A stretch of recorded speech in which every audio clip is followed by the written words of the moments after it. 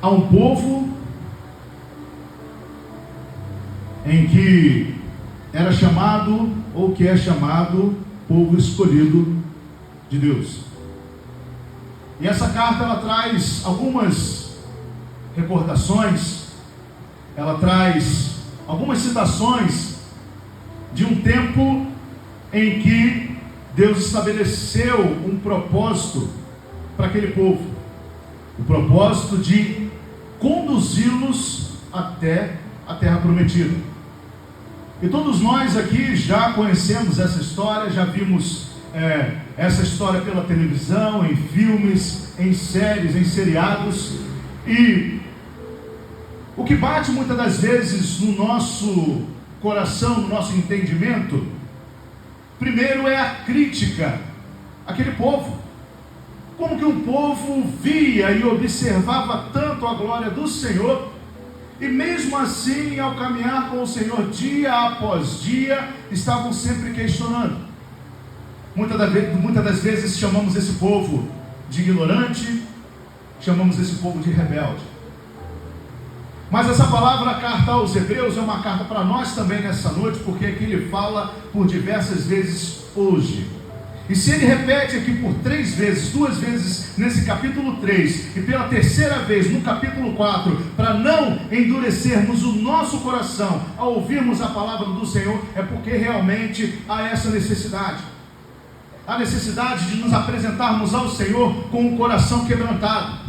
A necessidade de nos despirmos de todo orgulho e nos vestirmos de toda humildade, como nós cantamos e adoramos ao Senhor. Há essa necessidade para que o Senhor venha fazer e realizar e operar em nossas vidas. Porque não diferente daquele povo do passado, hoje também nós vemos o manifestar da glória de Deus, nós vemos Deus agindo na nossa casa, nós vemos Deus agindo na nossa família, nós vemos e presenciamos Deus operando milagres, porque temos fé e isso tem acontecido.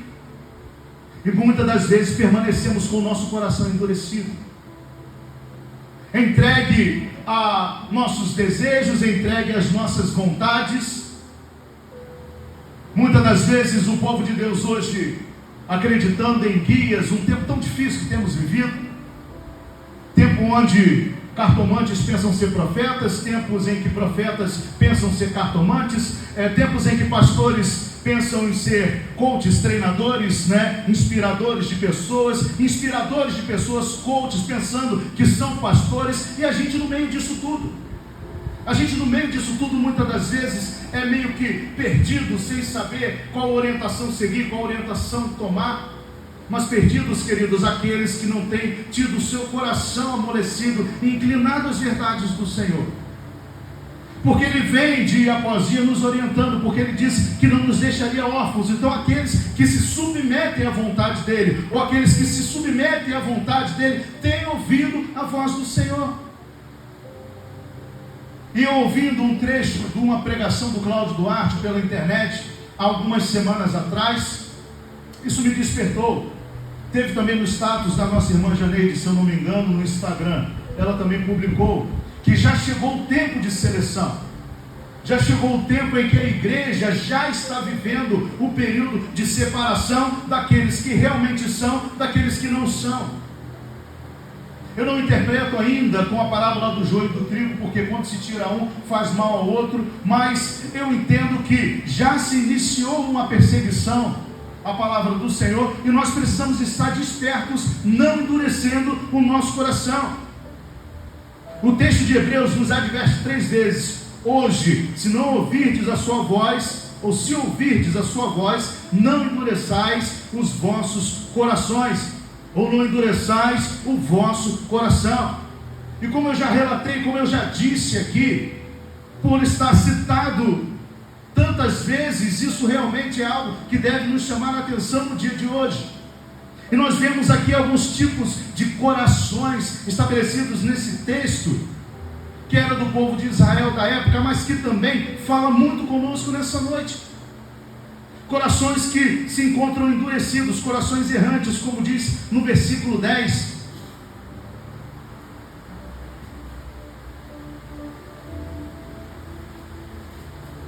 Do capítulo 3.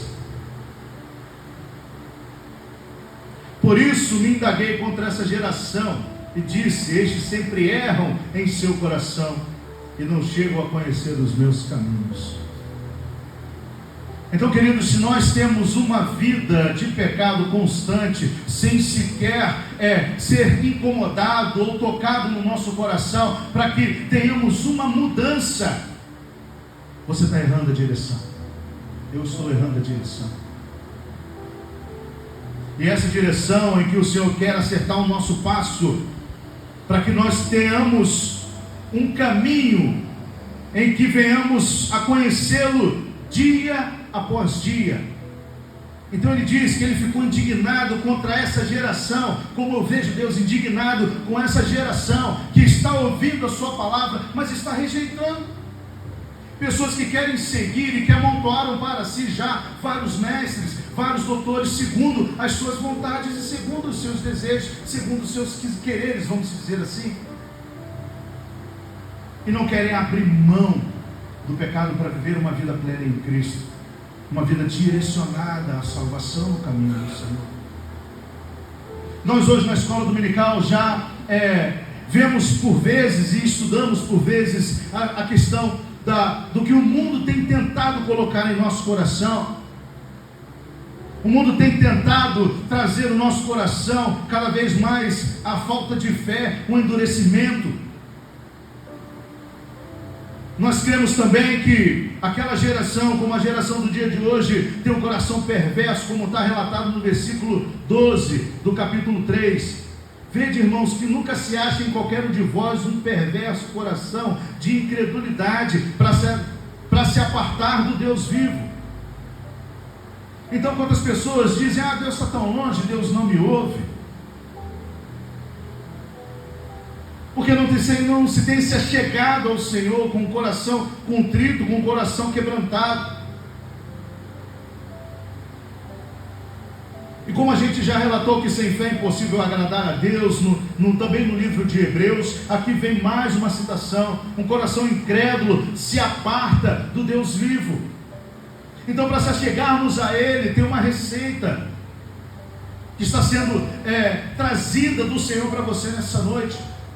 É preciso você chegar-se a Ele com o coração, com fé. Ainda no versículo 12 fala sobre o coração incrédulo.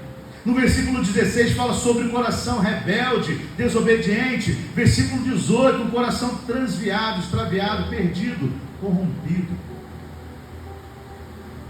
Então a gente vai acompanhando e a gente vai fazendo aqui, trazendo alguns parâmetros dessa carta àquelas pessoas que se encontravam ali, a igreja do Senhor, a igreja hebreia,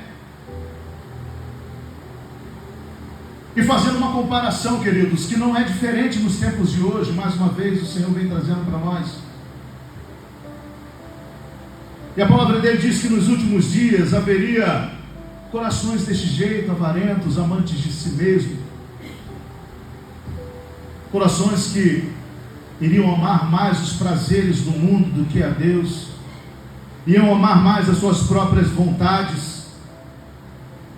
Por consequência disso, nós somos afastados de Deus, e quando nos afastamos de Deus, somos enganados pelo pecado. Quando nos afastamos de Deus, a nossa natureza humana, a nossa natureza pecaminosa, e o diabo começa a trabalhar para que nós nos acomodemos na situação em que nós nos encontramos de pecado, e não é despertado em nós uma questão de mudança. Começa a vir a incredulidade no nosso coração. E ainda falando um pouco mais sobre fé,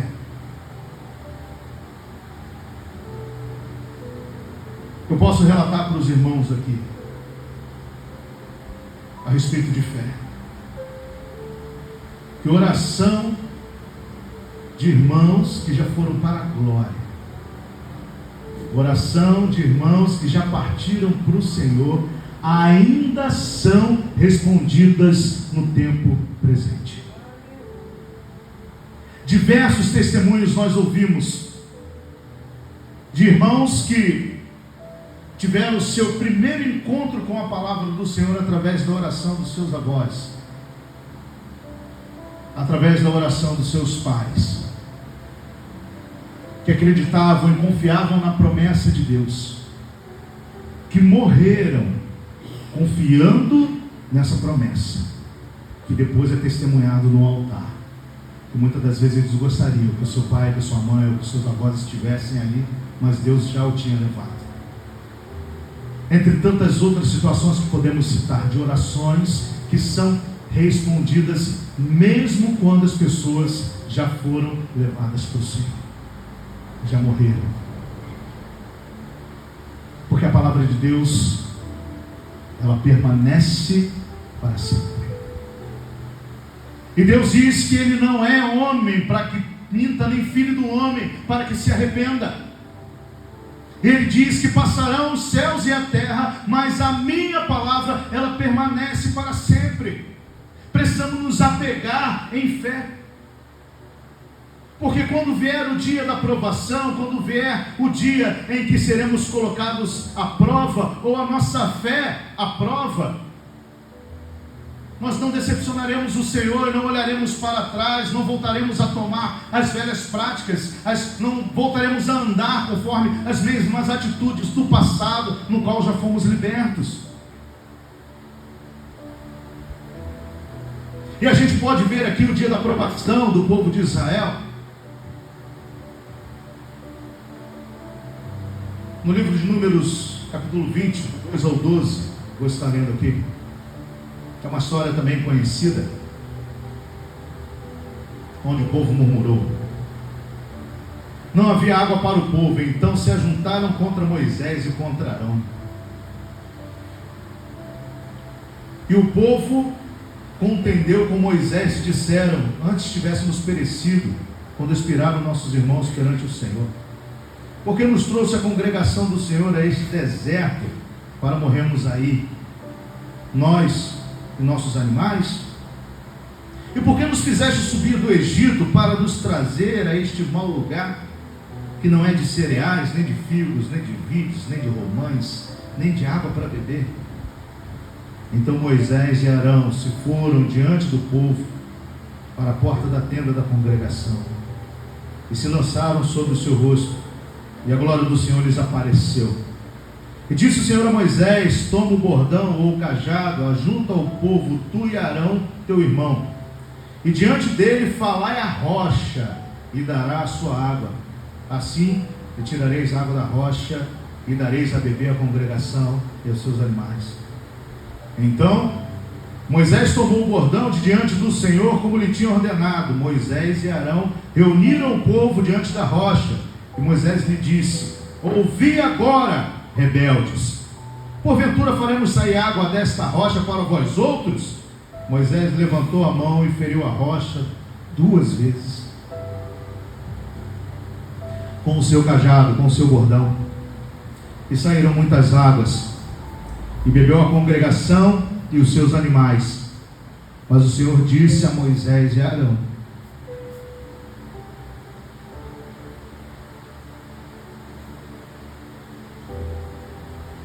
visto que não creres em mim, para me santificardes diante dos filhos de Israel, por isso não fareis entrar este povo na terra que lhe dei.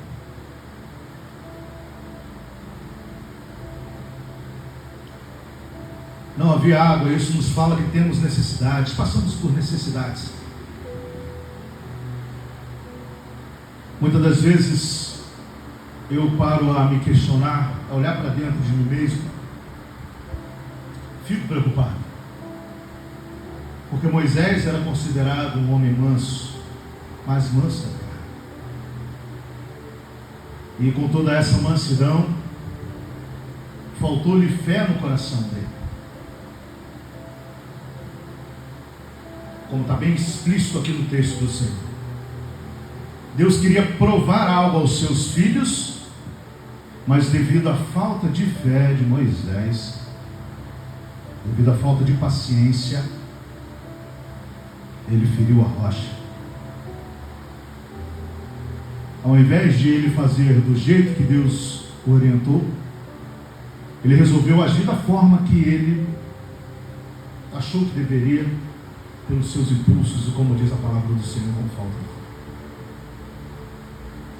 Muitas das vezes também cria um julgamento no nosso coração contra o nosso irmão Moisés. Mas Moisés foi tão ignorante, feriu a rocha. Não é novidade para nós que aquela rocha que seguia o povo era a representação de Jesus. Da pedra de onde sai a água viva.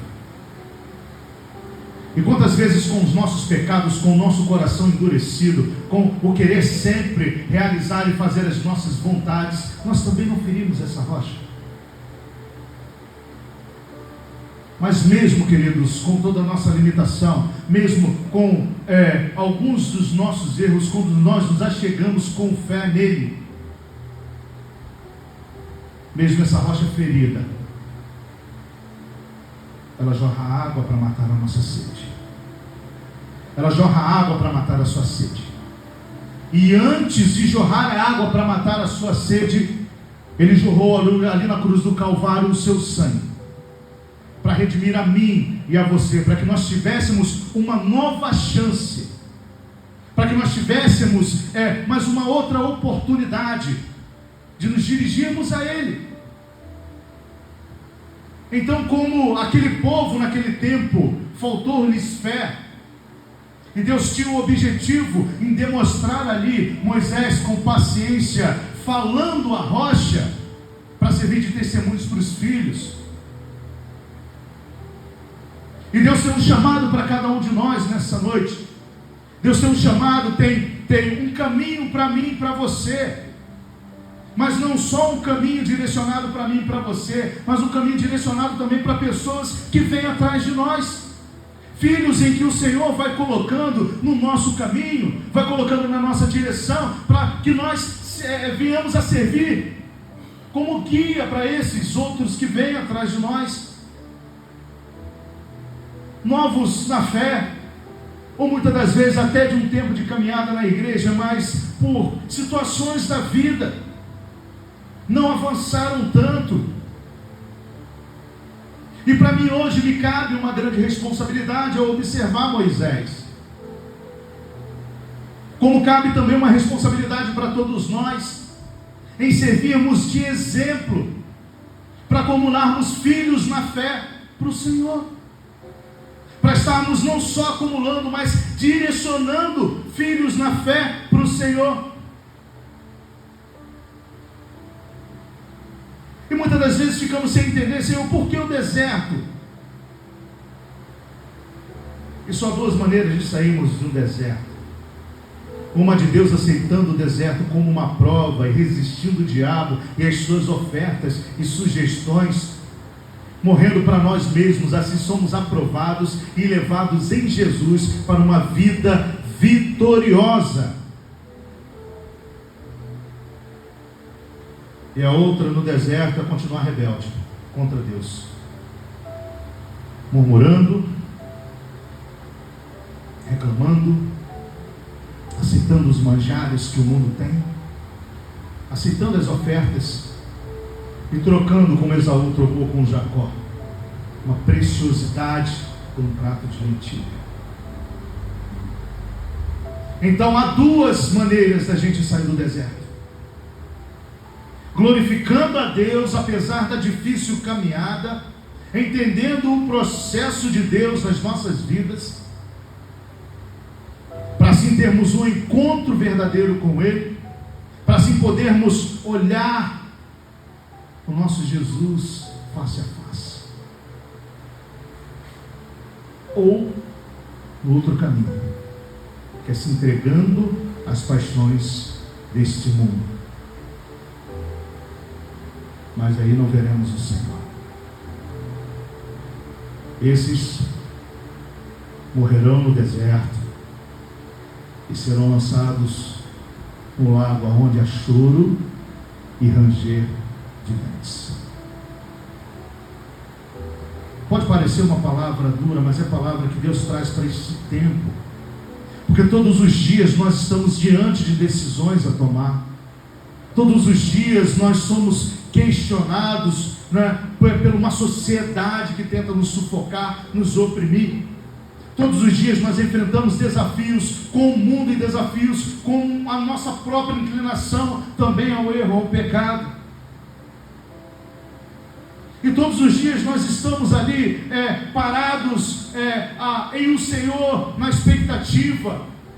E o inimigo também na expectativa de qual será a nossa decisão. Porque, queridos, não adianta. Toda decisão, toda escolha que a gente tem que tomar dia após dia, toda ela terá consequência. Porque assim como semear, ou plantar, ou jogar a semente, ela é livre, a colheita também ela é inevitável, seja lá você plantando para o reino de Deus, em crescimento para sair desse deserto vitorioso,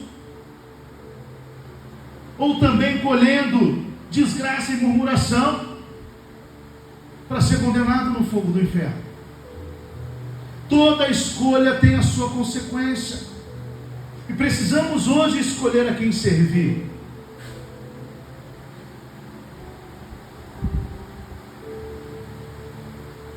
Aqui tem uma orientação anotada para os pais. Temos que tomar muito cuidado para não ferirmos a rocha, Jesus, por causa da desobediência e dos erros.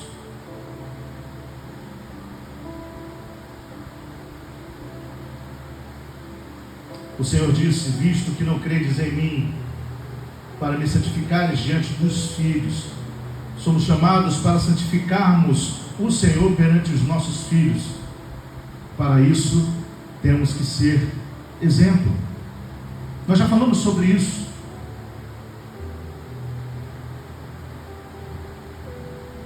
A Bíblia diz, ensina o menino no caminho que deve andar, para quando for velho não se desviar dele.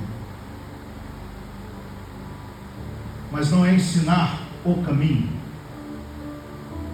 é ensinar no caminho. Algumas vezes eu sou questionado a orar por filhos, algumas vezes eu sou pedido a orar por filhos. Pessoas que lamentavelmente os seus filhos estão entregues às drogas, entregues à prostituição. As pessoas vêm pedir a nós, como pastores, para estarmos orando. É claro que a gente não nega essa oração. A esposa até uma vez se assustou, né? Falou: poxa, você ficou um pouco pesado com a mamãe. Eu falei com ela: nós iremos orar pela sua filha. Agora nós estaremos clamando pela vida da sua filha. Mas e você? Porque não precisamos nós ensinar simplesmente o caminho, como apontar um dedo num mapa para a pessoa seguir. Não é essa. Nós precisamos mostrar, não o caminho, mas precisamos mostrar no caminho, que é totalmente diferente. É você olhar o mapa e você junto conduzir, você ir na frente e aquela pessoa vir atrás te acompanhando. Porque aquela história que faz o que eu faço, faz o que eu falo, mas não faz o que eu faço, não conta, queridos, para salvação. Porque o que salva é o exemplo. Então eu falei para aquela mãe: se você quer ver a vida da sua filha transformada, liberta dessa situação, você precisa buscar por ela e com ela. Porque não adianta você viver uma vida entregue aos prazeres, à bebida, a toda sorte de situações contrárias à palavra de Deus, e vir pedir oração para que sua filha deixe justamente esse caminho. Se torna incoerência. Então, hoje não precisamos mostrar aos nossos filhos o caminho, precisamos estar com eles no caminho, servindo como exemplo, sem ferir a rocha que nos traz a água, e hoje é a água da vida. Aquele mesmo que disse para aquela mulher no poço: se você conhecesse bem, ou entendesse aquele que te pede água, você estaria pedindo a ele a água que ele pode te dar. Você daria essa água a ele, mas ele te daria uma água que você nunca mais voltaria a ter sede. Ele falou para aquela mulher samaritana. Despertou nela curiosidade, mas que água é essa? E Jesus ali pôde conversar com ela e se apresentar para aquela mulher, que ficou impressionada e foi dizer para outras pessoas também: olha, aquele homem, ele sabe de tudo que eu faço. Aquele homem diz para mim tudo quanto eu tenho feito. Não seria ele o Messias aguardado? E ali se juntaram pessoas para ouvir Jesus. E dentro desse mesmo contexto, Jesus foi interrogado. Senhor, os judeus dizem que devemos, ou se deve adorar no monte. Nós aqui dizemos que temos que adorar em outro monte. Qual será o correto? Jesus pôde dizer para aquele povo, está dizendo para nós nessa noite, que chegaria um dia, e esse dia já chegou, que nem no monte tal, nem no monte tal, ele seria adorado, mas que ele estaria olhando para a terra, procurando aqueles que o adorem em espírito e em verdade, porque Deus é espírito e assim importa que ele seja adorado. E o Senhor está nessa noite olhando para o seu coração. O Senhor está nessa noite buscando de você um coração quebrantado e contrito, para que a sua adoração chegue até Ele como incenso, como perfume suave. E ainda dentro dessa citação eu ouvi uma palavra também essa semana, que eu achei interessante, que quando nós estamos adorando ao Senhor, quando estamos rendendo louvores ao Senhor, seja pelo instrumento, seja pela nossa voz, imagina se Deus ali apertando o mute de um controle remoto. Porque Deus não precisa de uma música bonita, de uma música boa, porque Ele tem tudo isso lá. Os serafins, os anjos adoram com harpas, com instrumentos perfeitos, uma adoração perfeita, Ele tem lá no céu. Mas o que Deus hoje recebe, o que Jesus recebe hoje, quando Ele aperta o mute, Ele começa a ver a adoração que está saindo de dentro do seu coração. Porque Ele procura aqueles que o adoram em espírito e em verdade. E o Senhor, olhando para nós nessa noite, Ele encontra aqui esses verdadeiros adoradores. Eu posso ouvir um amém? O Senhor sondando os corações nessa noite aqui, Ele pode encontrar um coração verdadeiro, um coração adorador.